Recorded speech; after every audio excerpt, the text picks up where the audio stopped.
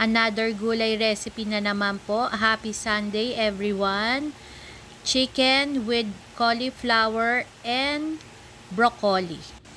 Napakasarap, napakamasustansya. Ayan, healthy food. Halika po, samahan niyo ako magluto.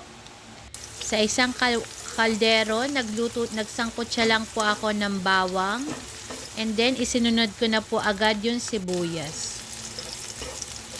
Hinalo-halo ko lang po mabuti.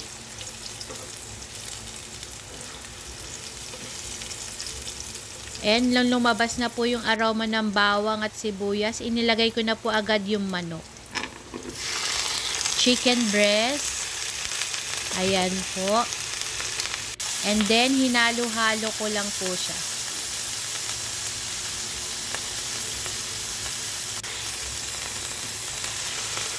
Tinimplahan ko na rin po siya ng mga pampalasa, pepper at konting magic sarap lang po. Napapansin nyo, hindi po ako gumagamit ng salt at saka puro gulay yung niluluto ko.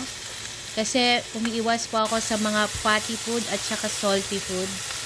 Kasi meron po akong high blood. So parang iniiwasan ko yung mga ganong pagkain. Ayan, puro mga healthy food lang po. So, minekos-mekos ko siya.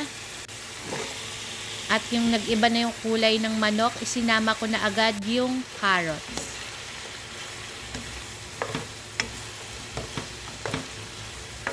Sinangkotsa ko lang yung carrots at yung manok. And then, tinakpan ko po siya for about mga 5 minutes para malutong mabuti yung manok at lumambot ang carrots. After 5 minutes, nilagyan ko po siya ng oyster sauce, kalahating pack. And then, konting toyo po. Hinalo-halo ko po siya. And then, nilagyan ko po siya ng isang basong tubig. 1 cup of water lang.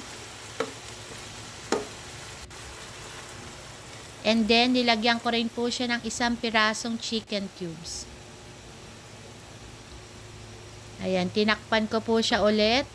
Hinalo ko muna and then tinakpan ko siya for about mga 3 minutes.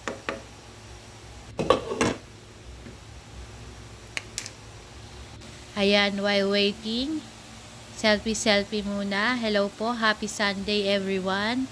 Good vibes only. Ayan po. So, yung kumukulo na po siya, nilagay ko po yung bell pepper. 2 pirasong bell pepper. Ayan. And then, nung kumukulong-kulo na siya, isinama ko na po agad yung broccoli at cauliflower. Nabili ko po yung cauliflower at broccoli sa Quiapo nung nagpunta kami nung isang araw. Ayan, sa halagang 100 peso, meron ka ng broccoli. At ang cauliflower naman po, 80 peso. Isang malaking bilog na siya. So, yan. Napaka-healthy healthy foods at swak sa budget ng mga nanay. Ayan po, hinalo-halo ko lang po siya. And then, niluto ko pa siya for about mga 5 minutes po.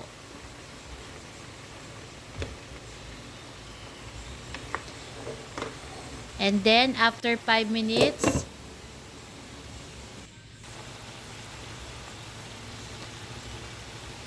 almost done. Luto na po. My gulay recipe. Tikiman time. Kuha na ng kanin. Nandito na ang healthy food ulam.